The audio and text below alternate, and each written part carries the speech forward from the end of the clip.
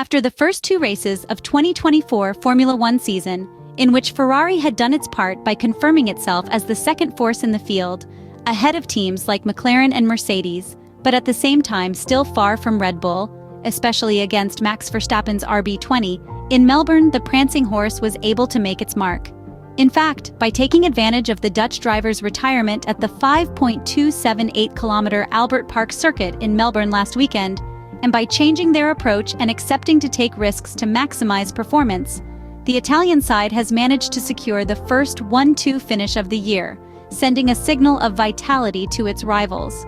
An approach that, data in hand, allowed the Prancing Horse to unleash more of the potential that clearly exists for the SF24 car, which, as said, places the Maranello team behind the world champion team, perhaps with a smaller gap than could be expected before the start of the championship.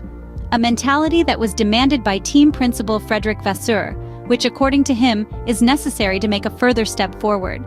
The Frenchman, aware that with a defeatist attitude it would not be possible to put pressure on Red Bull, is fighting Ferrari's fear of making mistakes, preferring a propensity for risk over merely going through the motions. Scuderia Ferrari therefore goes to Suzuka, knowing that the Japanese Grand Prix will theoretically be Red Bull's hunting ground.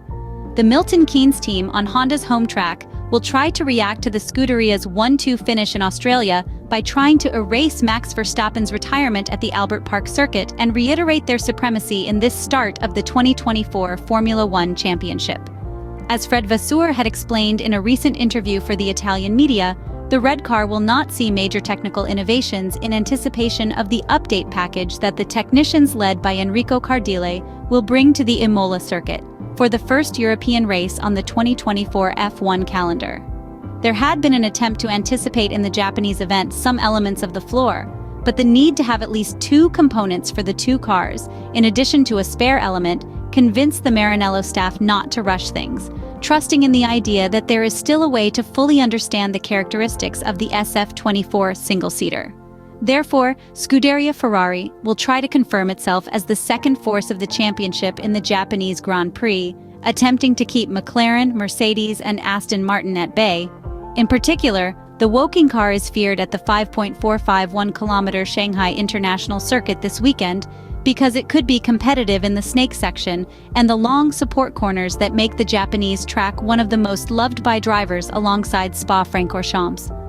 Carlos Sainz and Charles Leclerc have taken positive cues from the preparation for the fourth championship appointment in the Maranello simulator, with encouraging feedback from both divers as they look to identify the ideal basis to start on-track preparations for the next round. The hope is to limit the gap from the Red Bull cars and perhaps manage to put a red car in the front row next to the usual RB20 of Max Verstappen by beating Sergio Perez. But the forecasts on paper are certainly less optimistic than before Australia. It's also worth pointing out that reports in the days after the Red Bull RB20 official reveal claimed Red Bull are planning to go full zero-pod at Suzuka, embracing a concept Mercedes spent more than a year trying and failing to master, before abandoning completely in early 2023. In just a few days we will see if these rumors were indeed true and what updates Red Bull will introduce for the Japanese Grand Prix weekend. The success at the Albert Park circuit in Melbourne has given great motivation within the Maranello staff. In the Ferrari sporting management, there is an awareness of not having the best car on the grid at the moment.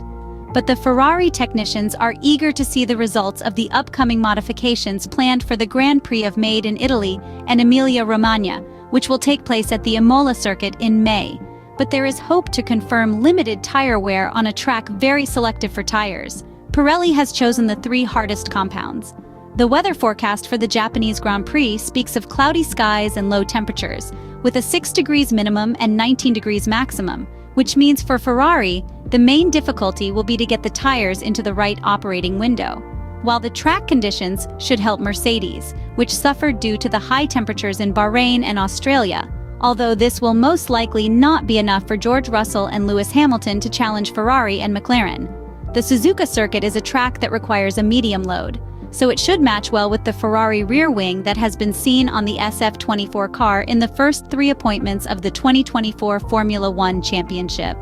After a slightly disappointing performance in Australia, especially in terms of qualifying result, we expect Charles Leclerc to come back stronger this weekend.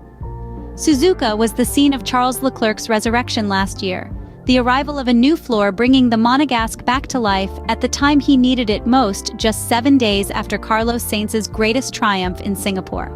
A circuit of Suzuka's layout will always reward a driver of Charles Leclerc's natural touch and feel over Carlos Sainz's more abrupt, reactive technique, most strikingly through the S's of the first sector, undoubtedly the key to the entire lap.